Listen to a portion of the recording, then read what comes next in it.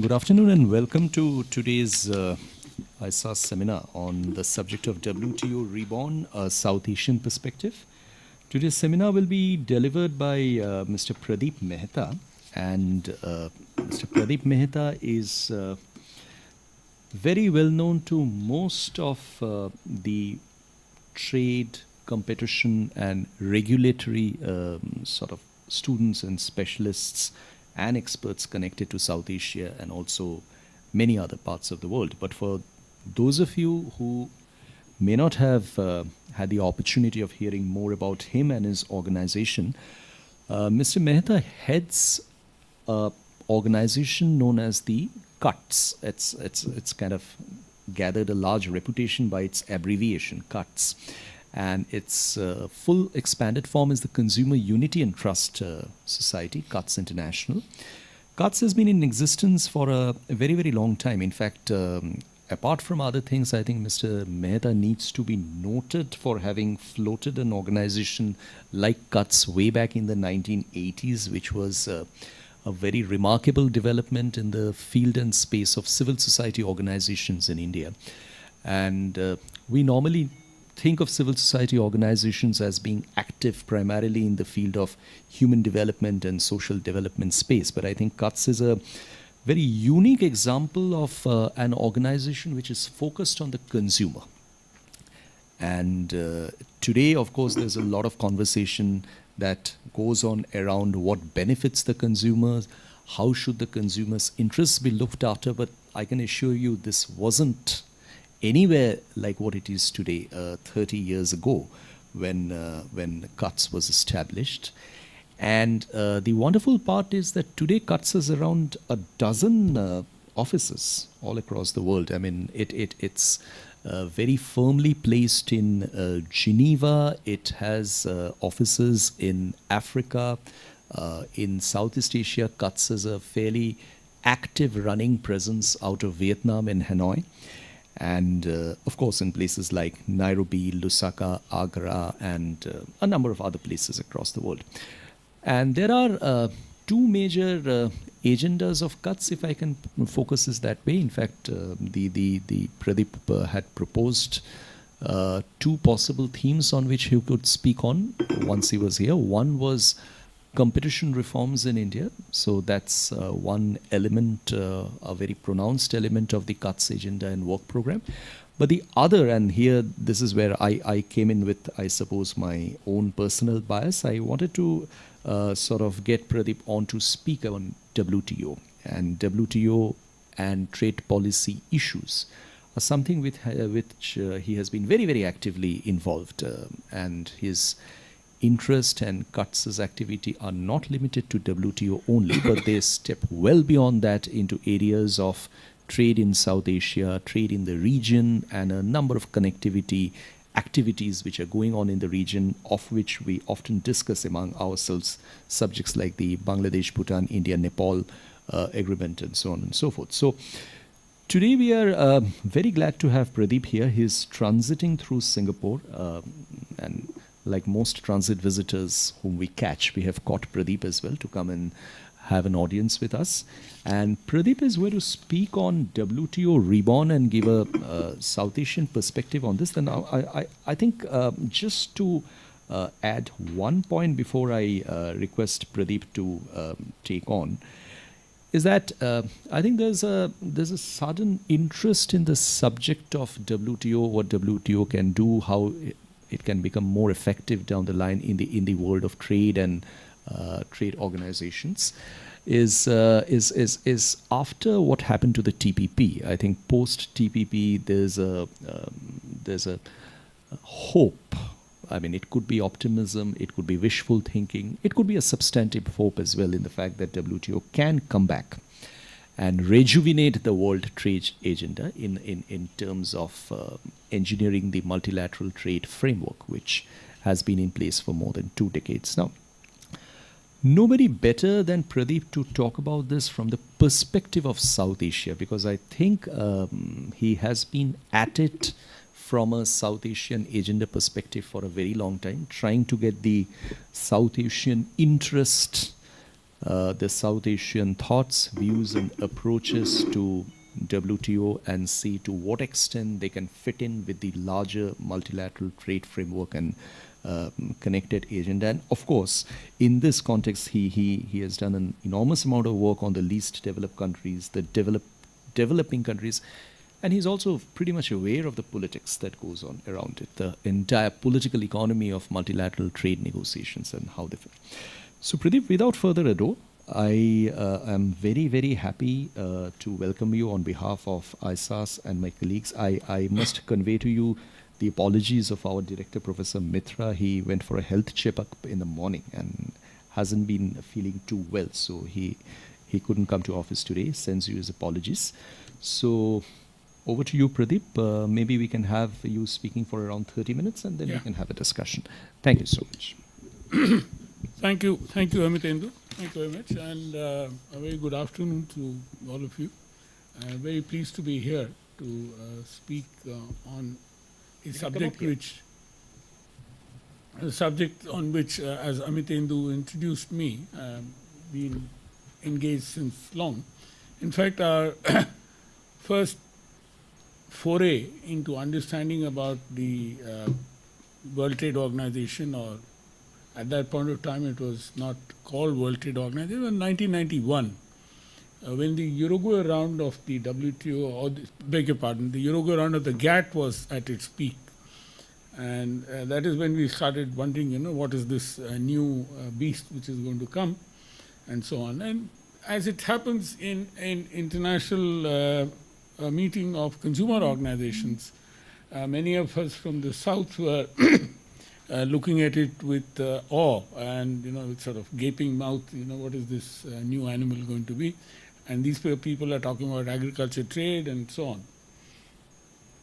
And that is the time when we realized that this is going to happen. It's a new phase of globalization, or the vehicle for globalization, WTO. And we must understand it in the context of what it means for the developing South. And once again, realizing very well that there is no homogeneity about the developing South. It could vary from size of the country, interest of the country, and so on and so forth. But as Amitendu asked me to speak about, and let me start with South Asia to begin with, before I revert back to the multilateral level.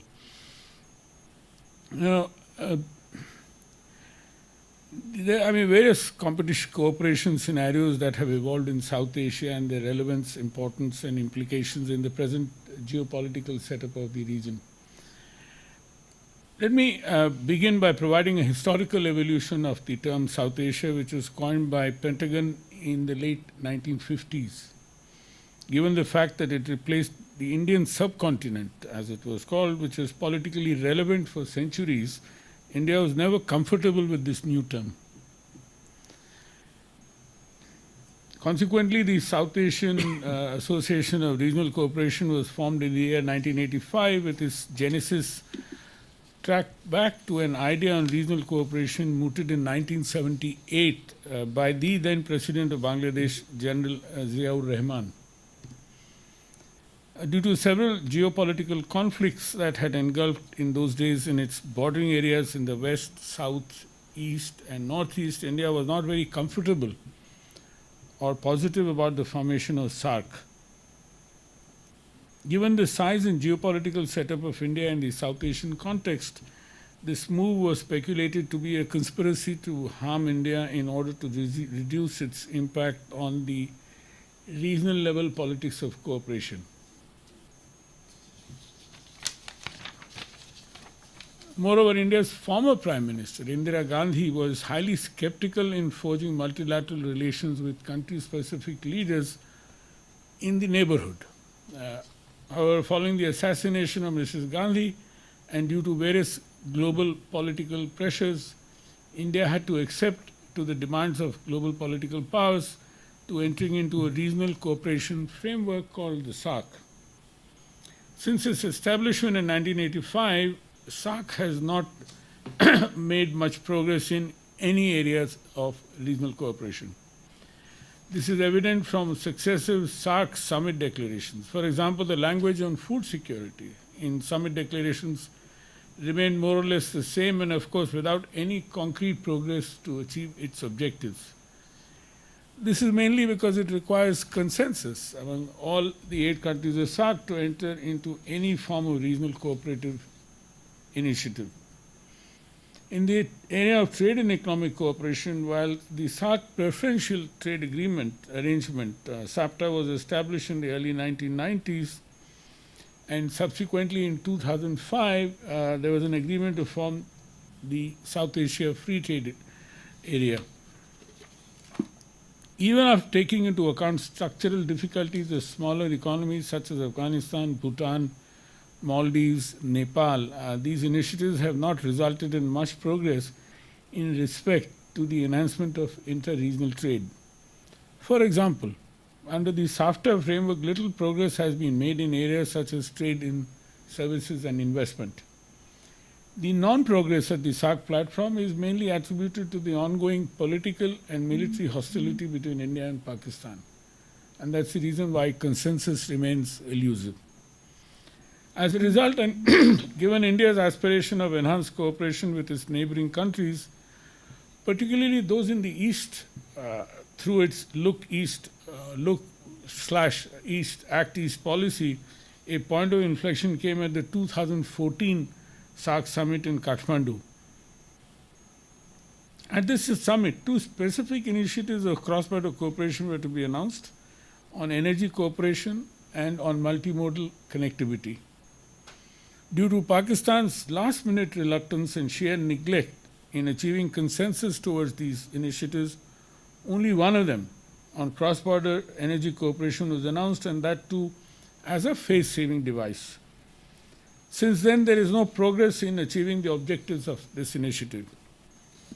Given this development and India's desire to get out of the quagmire of the present condition of regional cooperation in its neighborhood, India, along with 3 other SAARC countries, Bangladesh, Bhutan, and Nepal, decided to enter into a sub-regional cooperation initiative on cross-border movement of motor vehicles, as was alluded to by Amitendu in his opening remarks, what we call BBIN. And there is a BBIN motor vehicles agreement, which is progressing pretty fast. Following that, protocols on cross-border movement of both cargo and passenger vehicles have been finalized, and in this summer, once the agreement is ratified by the Bhutanese parliament, its implementation will start. There have been trial runs in any case. A Bangladeshi truck has reached Delhi also as a part of the trial run itself.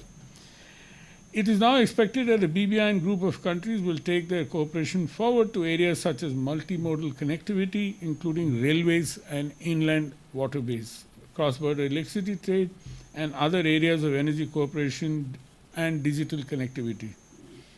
Several bilateral initiatives are already there in many of these new areas of cooperation, which are intrinsically linked with the development challenges that these countries are facing.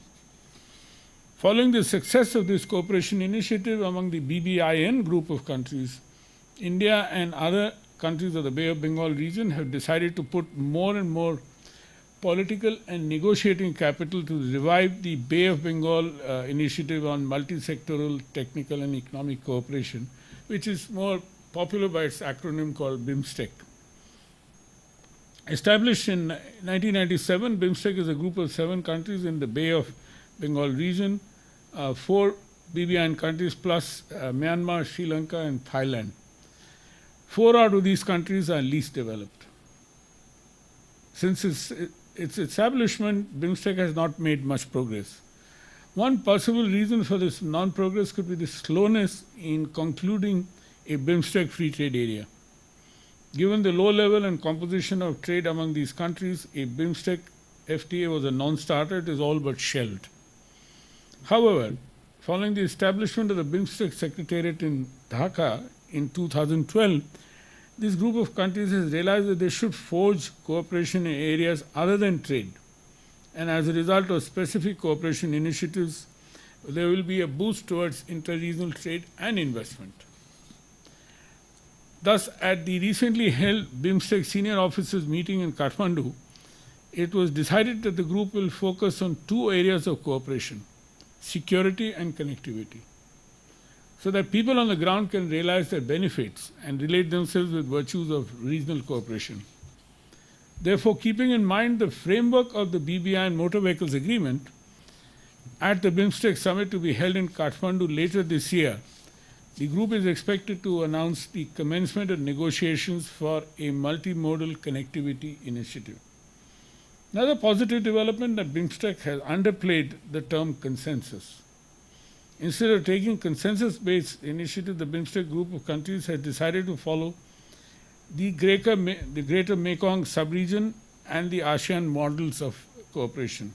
This means that in the absence of consensus and without getting into voting, in effect, if any two countries of the group decide to initiate a cooperation initiative in any area coming under the remit of BIMSTEC, such an initiative will have the support of the BIMSTEC Secretariat, and later on their geographic scope can be expanded. With both Myanmar and Thailand being part of the GMS as well as ASEAN and benefited hugely from various cooperation initiatives with their neighboring countries, they can bring that experience to the BIMSTEC platform, which will provide further political support toward the virtues of regional cooperation. This is because of the success of various sector-specific initiatives that the BIMSTEC countries are having among themselves. For example, the hydropower initiatives between India and Bhutan and India and Nepal, and the keenness of Bangladesh to harness such initiatives through cross-border electricity trade. Similarly, India has port development initiatives in Myanmar and Sri Lanka, which can be beneficial to the other BIMSTEC countries. In short, the objectives and functioning of BIMSTEC is well aligned with India's Act East policy and the Look West policy of Myanmar and Thailand. So there is a complementarity there. Other countries of the region have also realized the potential that it can bring to their growth and development. While giving its location as well as ongoing and future connectivity initiatives, Bangladesh is set to play a pivotal role in connectivity. Bhutan and Nepal have realized that as against landlocked, they can become land-linked and can convert the topography from being a curse to a virtuous circle of development. Now the questions are, will this lead to greater intra-regional trade and investment among the BIMSTEC countries? And B, to be reflected in their possible cooperation at the multilateral level.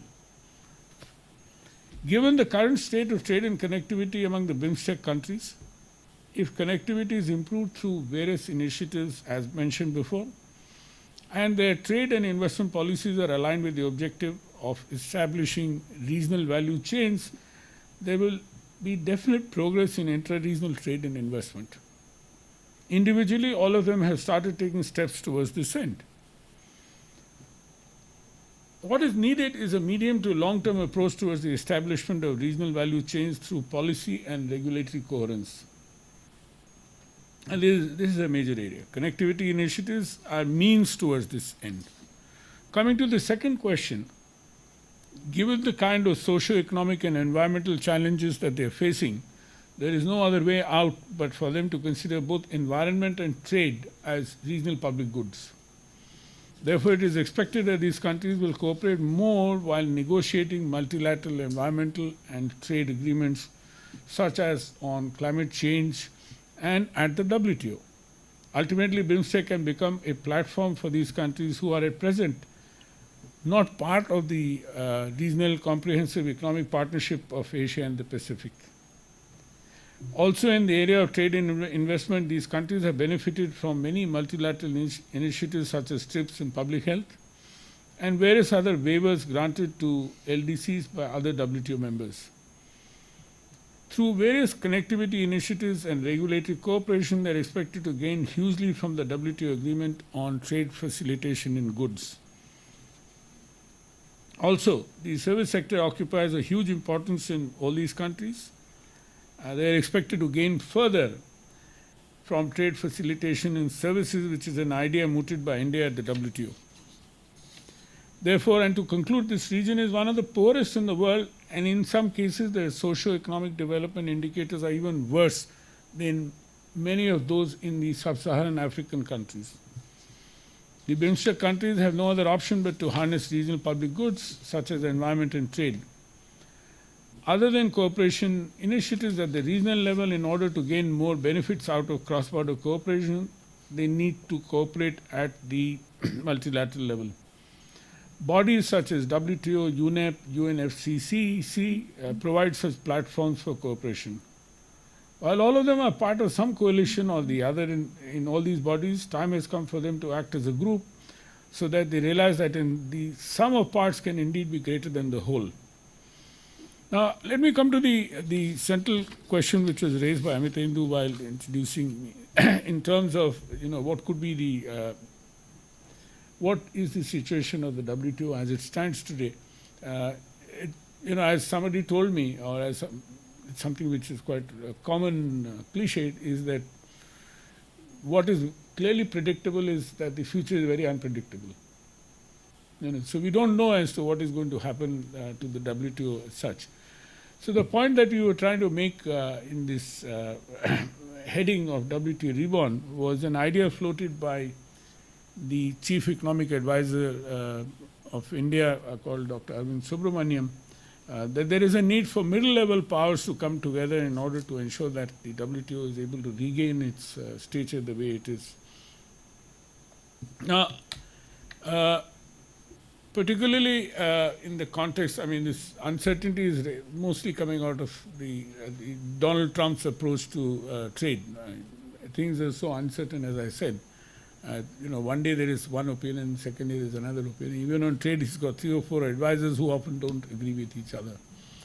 And there have been reports coming out that ultimately it is the Donald Trump, the president, who is going to prevail rather than Donald Trump, the campaigner, who had, many of these things. So how is that going to happen? And therefore what Dr. Subramaniam had suggested was the need for middle-level powers, Nordic countries, Australia,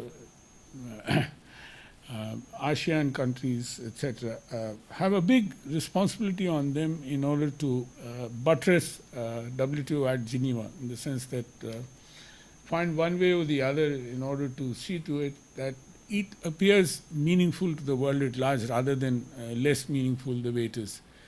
My only concern there is, which is what Trump or one of his advisors had threatened once, that if there is a dispute resolved against the US, they might not even adhere to it. And if that happens, that could become the unraveling of the WTO. Now, we also heard, the TPP has stopped, but at the same time, the countries which are in the TPP minus the US are also talking of, whether we can go ahead with the agreement, provided there is some kind of balancing. So there are many of these, as I said earlier, that what is certainly predictable is there is, a lot of unpredictability.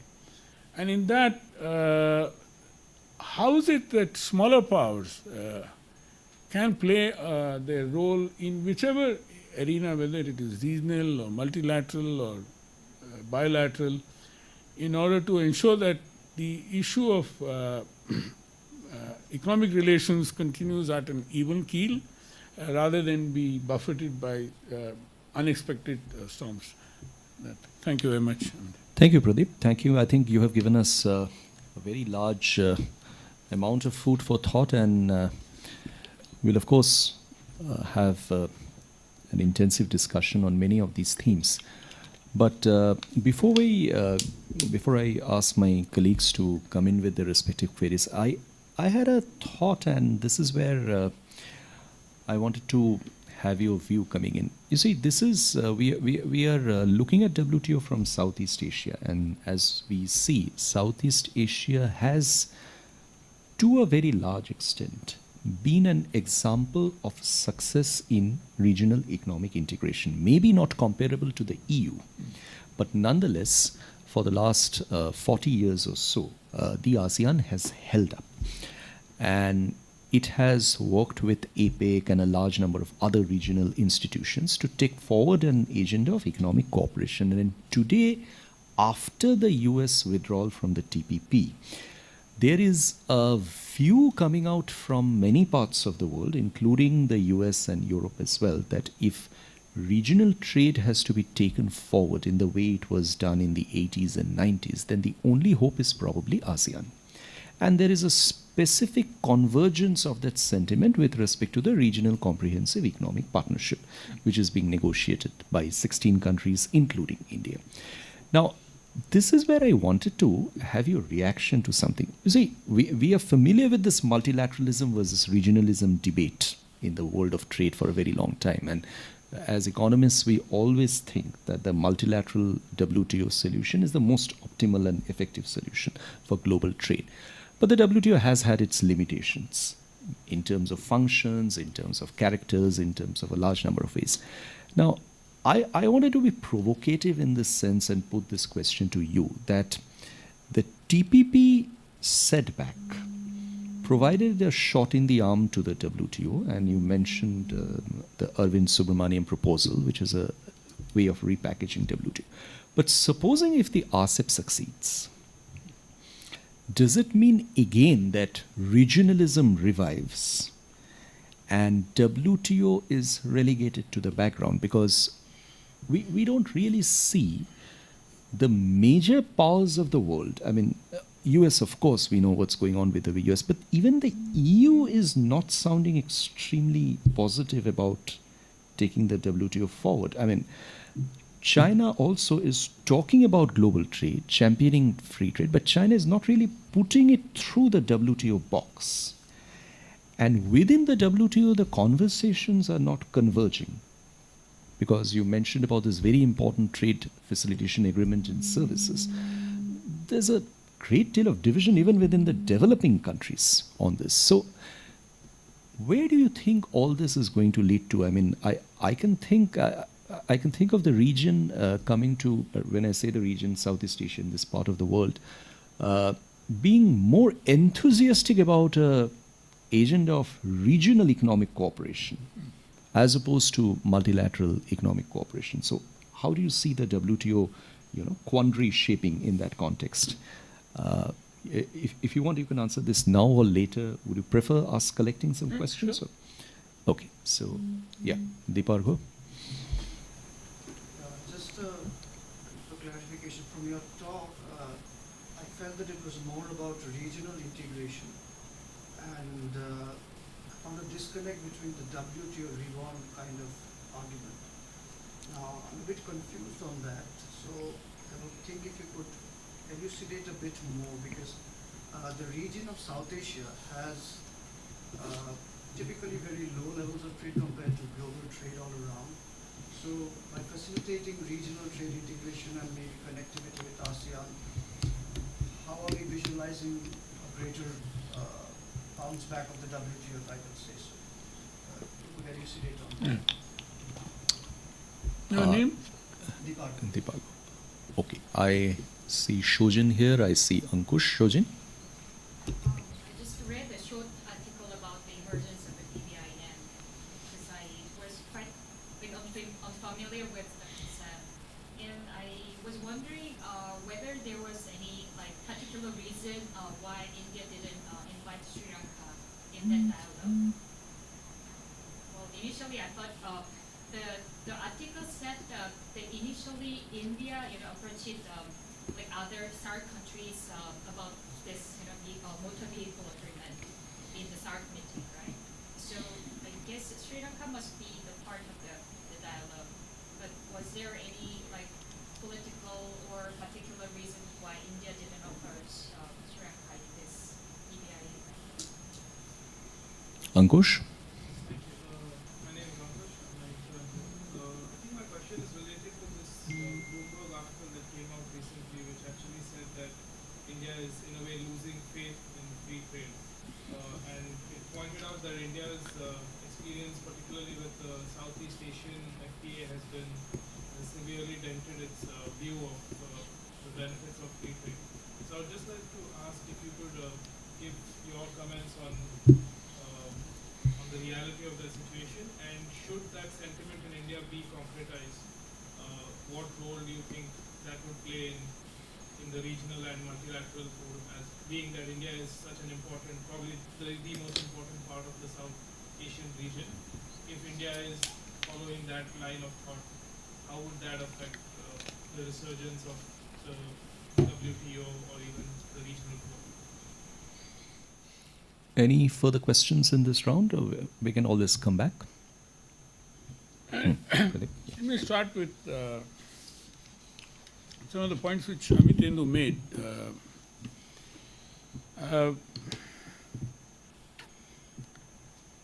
I don't think that if RCEP succeeds, and at the moment I think by and large, including India, in spite of its recalcitrance on some issues, that it is going to affect the multilateral arena. In fact, I would expect that it will give a little boost to the multilateral.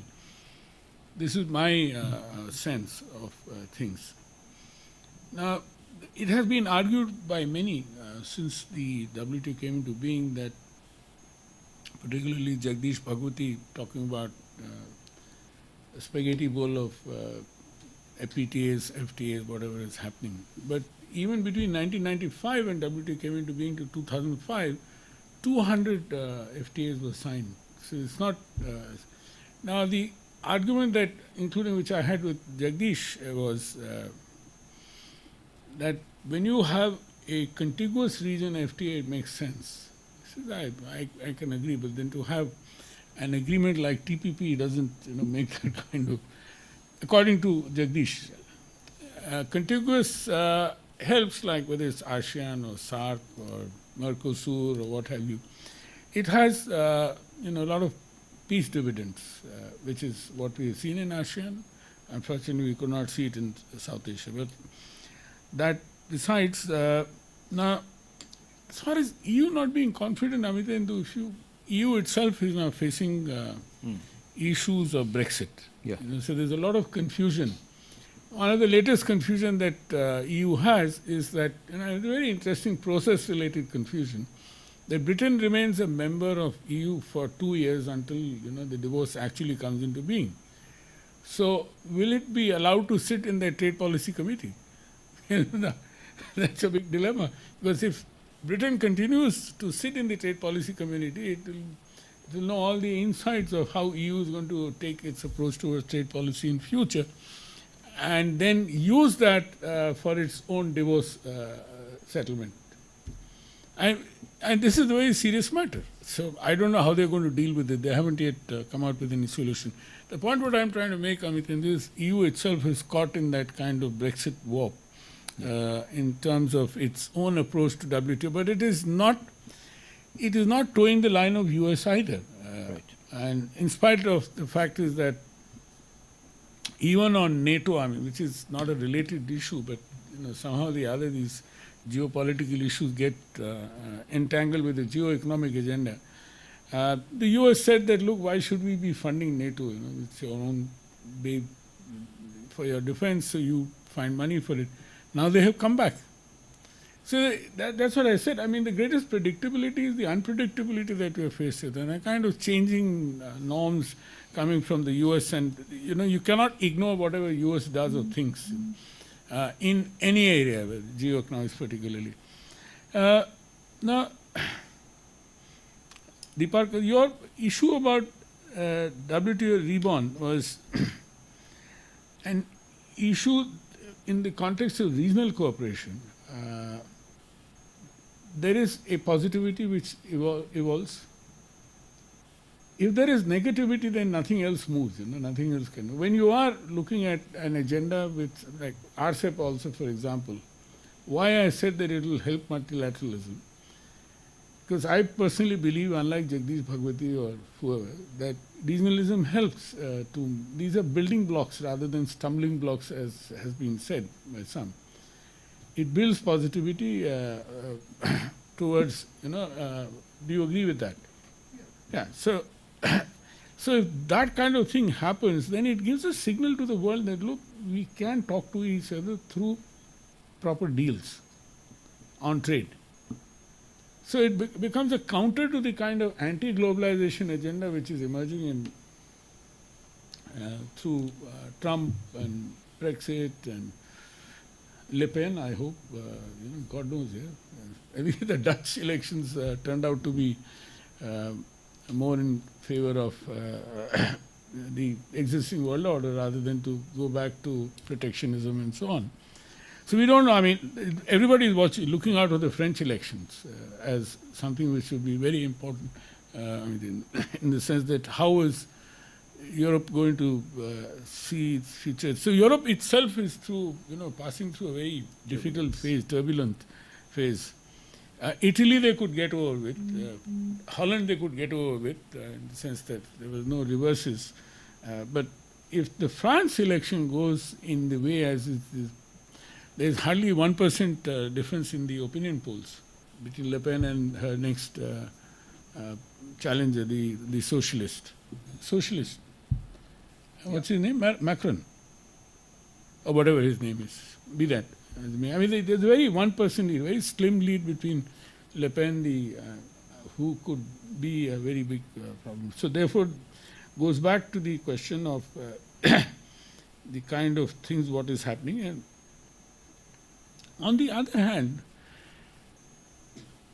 see, the WTO has deliberative functions. And so it is not as if the ministerial is not going to take place. The last two ministerials took place and there was always some positive outcome. India was not happy with what happened in Nairobi because we couldn't get that kind of agreement on the Doha agenda. I personally argued that, look, the Doha agenda is dead, so stop flogging a dead horse here. And let's move on with whatever we think we can get out of. So India could get that food security kind of thing, which again, still remains a little uncertain, but there is a certainty about that. Now, so your question about BBI not inviting Sri Lanka, I'm not very sure about that. There has been a discussion, but a very low-key discussion, and they would bring in Sri Lanka through the BIMSTEC agreement. That is what they realized. The other thing which is puzzling India is Afghanistan. And I mean, because it's the other side, and Afghanistan is a very closely allied country with India, and therefore it is also. Then, of course, this issue about Iran and the international North-South trade corridor, INSTC, etc. So there are a lot of things happening on this side, but at a much lesser speed than what is happening towards Eastern India and east of Eastern India. Things are moving here much more faster, and as per the Act East policy of the government of India as such. But Sri Lanka will come on board in one manner or the other, through BIMSTEC, I suspect. And now, Ankush, you are right that in terms of trade policy, there is a general skepticism in the Indian political establishment. This is in spite of what Arvind Subramaniam might be standing out, alone and doing. Otherwise, my personal experience with a very large number of leaders and politicians, including opinion makers, has been that there is a lot of skepticism. Now, it has happened because we've lost in many of the FTAs. I mean, our industry is losing, and I would say to quite a substantial extent, the Indian industry is also responsible. They don't even bother to find out, what is happening, and this is what we have seen in many cases. The customs authority often also get puzzled whether they should to apply the FTA tariffs or to apply the WTO tariffs on any import, for example. I mean, these kind of issues continue to bother us, but on RCEP there is a political understanding that we must go ahead with it, as against this not happening, because in any case, in many ways, RCEP is also a low ambition agenda on many of these things, which we can live with. The only problem which India has with most of the multilateral or bilateral trade relations is to get mobility of labor, and that is something which is not as easy, which is what is also happening with the Indian proposal at the WTO on trade facilitation and services. What we are saying is we are not talking about market access. What we are talking about is procedural, delays which happen in terms of the permits, etc., should be sorted out. There should be a commitment, as you did in goods. But India was too late to come out with this kind of proposal. We should have done it 15 years ago. And let me confess to you, this is something which I had suggested 15 years ago to Government of India. I said, look, we should have seek in a different format rather than the trade facilitation format, but in different format. That why do you want to continue to harp on mode 4 of the services agreement? You ask for a standalone agreement on mobility of labor. As was at that point of time, there was a demand on a standalone agreement on investments. I said, this is what you should. And don't harp on it as part of the services deal, because you can have standalone movement of labor without relationship with mode 3 or what have you. And in that, of course, we had all these issues, including issues of socialization, which is a major problem in terms of socialization is by and large social security benefits being deducted on imported workers, and they are not being able to claim refund of it. It remains in the country. In US, Indian workers must have few billions of dollars lying there, which they can't even lay their hands on. Thank you. Yeah, another round. Please do introduce yourself. My name is Puyala from UNI. Of course, my question is related to trade, but not directly related to WTO. I mean, when it comes to trade, I mean the trade settlements. I mean, invariably, whether it's in ASEAN or SAARC, most of the trade settlements take place elsewhere. Say, because we are bound by one a payment and settlement system, I mean, which has to be settled via New York bank accounts. Now, it appears with the election of Donald Trump that he is not very much interested of trade or the relations with other countries. Now, many other countries have been losing trade as a result of exchange rate risk and interest rate risk. And we have been forced to trust on markets, and we know how markets have performed. So whether the countries in this region should have its own payment and settlement system in settling into trade. Now, I'm not proposing that we should have a one currency like in the euro areas, but with the technology around us, and we have almost computing power to go back to so many years, or we can project for future, whether the countries in the region, for sake of getting the right deal for those trades that is taking place between. Now, for instance, if you take from Tokyo to Shanghai, goods comes within 4 hours. Payment comes after 3 days. And within that 3 days, many things can happen. Because we are dependent on one universal payment and settlement system. So whether the countries, now the trade volume is getting enlarged in the region, and most of them are inter-regional with the, so whether we should think of a settlement system for trade and many other things within the region. That's my question. Thank you. Thank you. Anybody else wants to come in? Liana, do you have a question?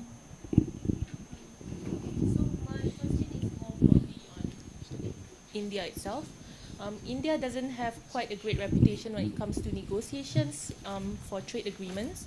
So my question is more that India seems to have somehow lost faith in the multilateral trading system, such as the RCEP. It sees it as something that it should definitely be part of, and that's something it can contribute to. But so far it seems to be going more on the bilateral trade agreements. A lot of cooperations with specific countries such as Australia and Malaysia.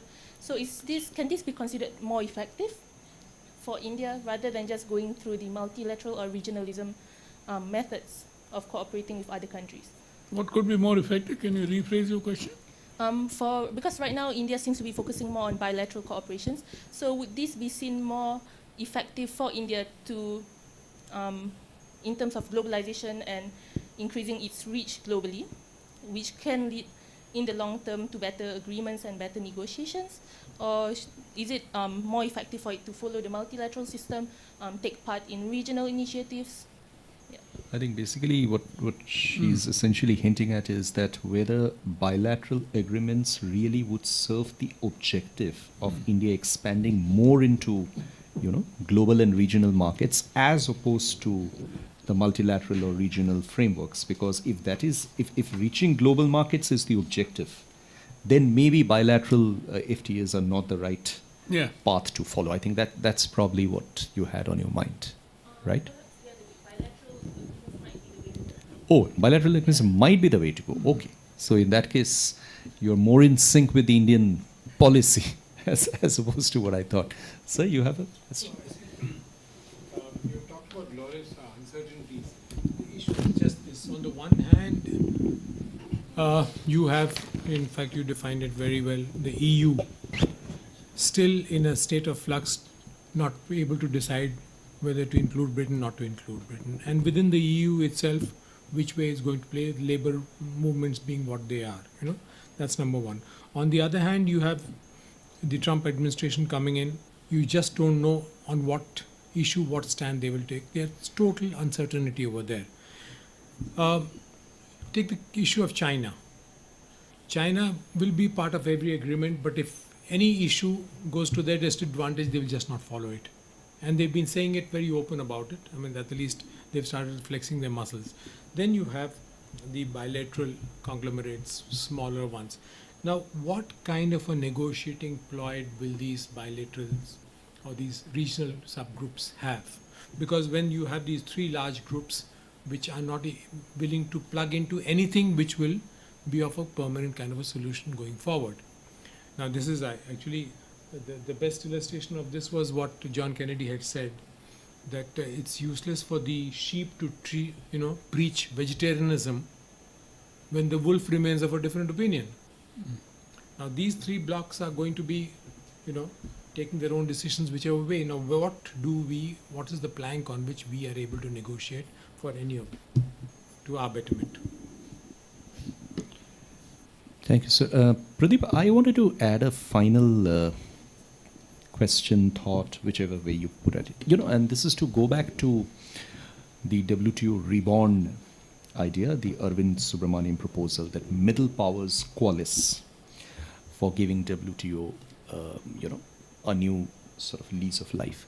Now, I am just wondering that when we talk about middle powers, I mean, these are powers which are not content to remain middle. They would want to become large at some stage. They are probably at this point in time middle. Now, asking them to lead the WTO would assume that they have some commonality in their global trade interests. Is that practical? I mean, when you look at countries like, let's say, Australia, Brazil, China, well, China should be kept out of this. Australia, Brazil, India, Nigeria, for example, Turkey. Yeah. Is there any sort of trade commonality in their interests and so on and so forth? So isn't this a bit far-fetched? I mean, I would say probably more romantic than practical. Yeah. Okay, so that's enough for you to munch on. The question from gentleman from here on trade settlements, I must pardon me my ignorance about these financial issues. I have not dealt with them. What I am aware of is that you do require a kind of a payment system which can be operated uniformly in a particular region. I saw it happening the other day in East Africa, for example. And the East African community has been able to develop something like that, a payment settlement system among all the EAC members. And that can happen in ASEAN also. I don't know whether this exists in ASEAN. I'm not aware. As I said, this is not an area of my work, but I'm so very tertiarily aware of what is happening there. The points which you made are very valid in the sense that the exchange rate and the exchange risk often impact trade volumes adversely. There's no doubt about that. And if a payment and settlement system can be the solution, I'm sure it can be. Now, even if you notice, technology, the way it has been disrupting things, you're looking at bitcoins and you're looking at blockchain. Blockchain itself is going to be a very, very major revolution in the world where everything is now open. The ledger system is no longer that you can, hide behind some opaque doors, whether it's your payment system as well. So I suspect that blockchain would be probably a better universal solution. This I'm talking only through my common sense. These are issues which I have not studied in detail, so don't ask me any further questions on it, except to say that what any of you would have read about it is something which I've also been reading about it. Now, Anna, your question about Indians are not poor negotiators; they are terrible negotiators. To use for several reasons, are they seeing whether bilateral is the way to go? I'm not so sure. I'm not so sure about any clarity of thinking in the Indian policy establishment, which is what I just said. By talking to several important figures who can matter in trade policy, our minister, for example, she also gives out confusing signals, Nirmala. And even our trade policy bureaucracy, the trade policy division is also a bunch of skeptics who are unwilling to look at anything new. This is a very problem. Our ambassador in the WTO is one of the worst examples, Anjali Prasad. So we do. This is all under Chatham House rules. Yeah. So don't hold yourself back. Right. No, what I'm saying is that, we do have this kind of problem, but just a little humor. There's this famous European Union and British minister, Edward, what's his name? I can't recall. Who is to be deputy prime minister in UK also? In the Labour government? Edward Heath. No, not Edward Heath. There's another person who said very famously, he said it's so difficult to get an Indian negotiator to stop speaking. And more difficult is to get a Chinese negotiator to start speaking. Just to give you a kind of character of kind of thing. But anyway, so your questions are very flummoxing. I mean, this is, as I said, this is a part of the entire uncertainty that we are faced with today. Is to how will these three blocks look at future, which goes to the question which Amitendu reiterated about the middle powers. Now, see, the commonality is not trade. The commonality is of the process. That look, we need to respect the process. And Respect it. Yeah. Respect it. And adhere to it. This is this is the point which I'm making. In contrast to the point which you made, that that there is an institution which we have floated, which, by the way, constitutionally has a voting provision, but as a convention, it has been held by members that we will only follow consensus. We will not allow voting to happen. Other voting happens, then you can throw out US any time by the sheer number of the developing countries who are there in the WTO. But it has never happened. Otherwise, things could have been worse if voting was allowed. Now, I said, EU itself is in a flux, in a serious flux at the moment, and US, as we know, is in a different kind of mood.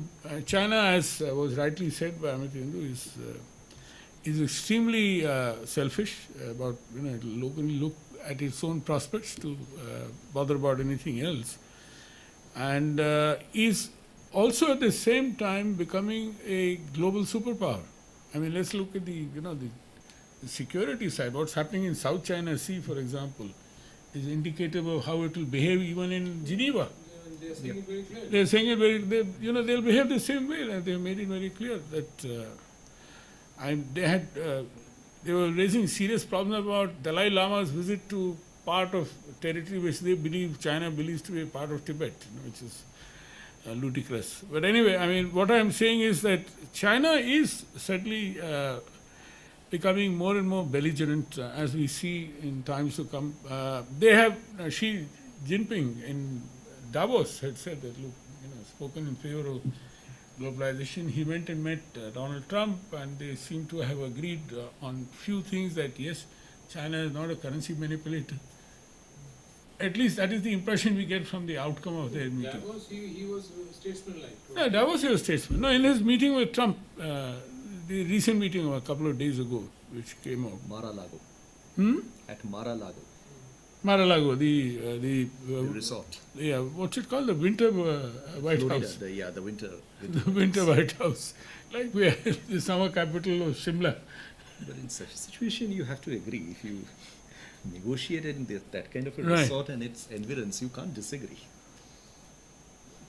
So coming back to the point, which is what I had said, was that it is very critical for the processes to be respected, rather than the commonality of trade, but the process. That is what Subramaniam calls that. And I was talking to Chatham House Rules, right?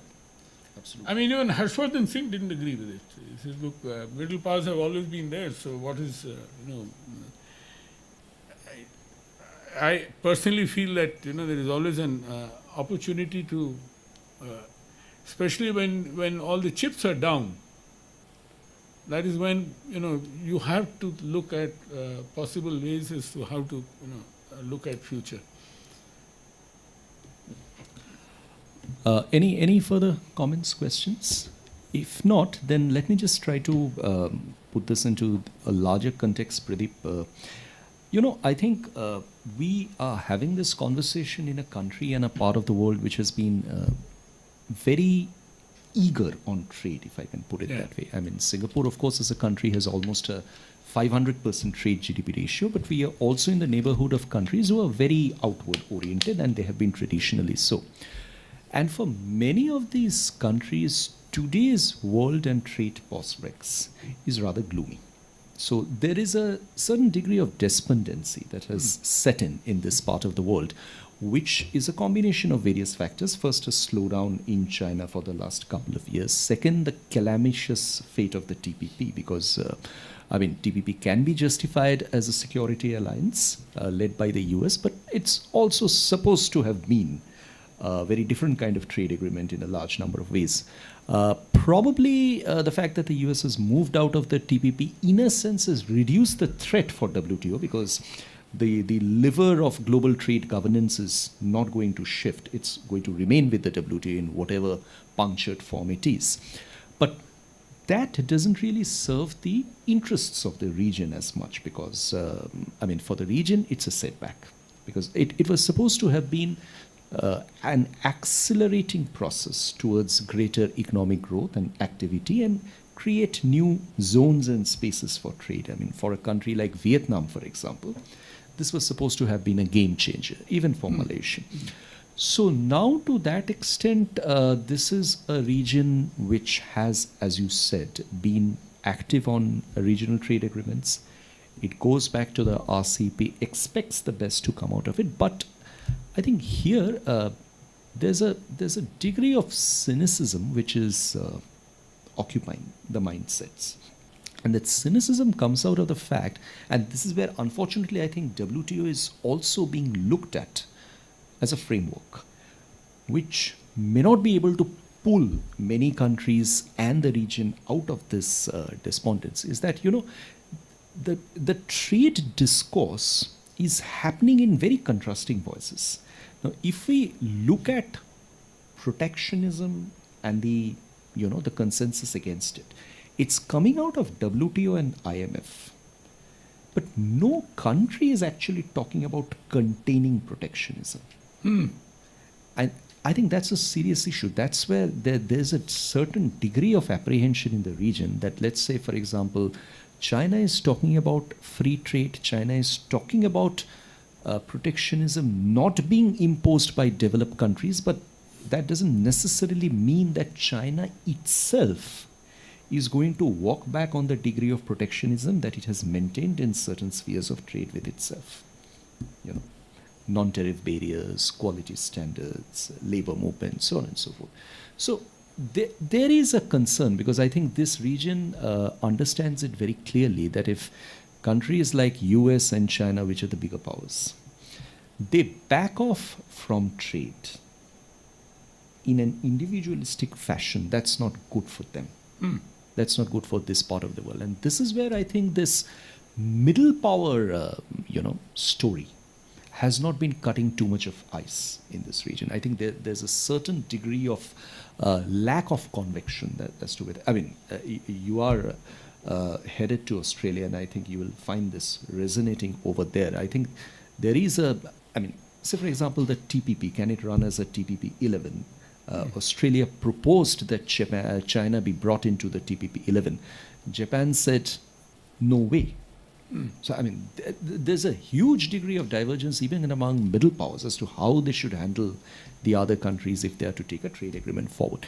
So, on that note and on that context, I think as academics and students of international trade, today we are looking at a fairly complicated prospect for global trade. And I think it's connected to a large number of issues where I'm not too sure if the WTO is actually capable of handling these things, because there are issues emerging, like, say, for example, electronic commerce, trade facilitation in services, not to talk about the quintessential labor mobility issue.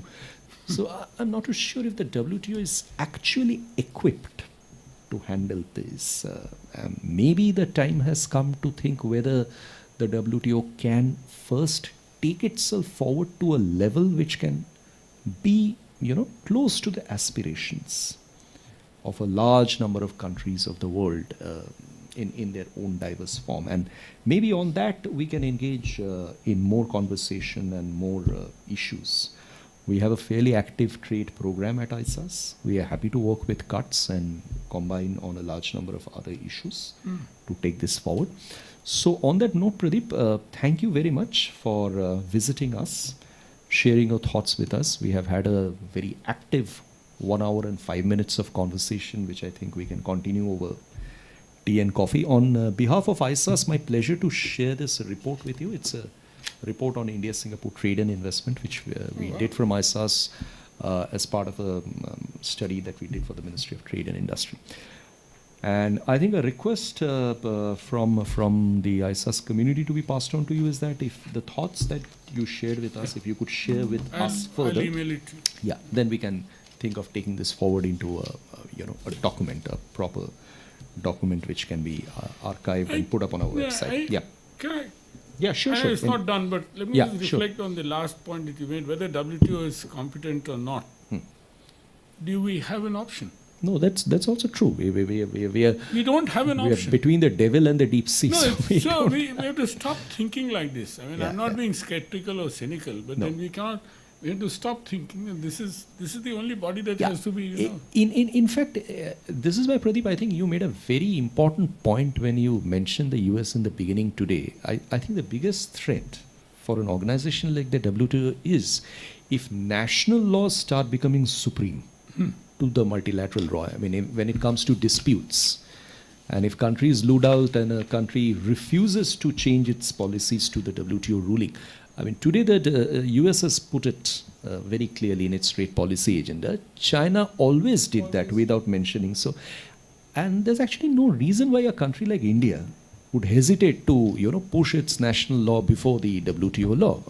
It's after all sovereign rulemaking. So I think that's where this, forgive me for being cynical, but I think this middle power is a bit of a romantic idea. We can discuss this more in detail. If any of you have gone through the history of the Havana Charter in 1948, it was the same US intransigence. It said, look, our sovereignty is going to get, Going to Geneva, no way.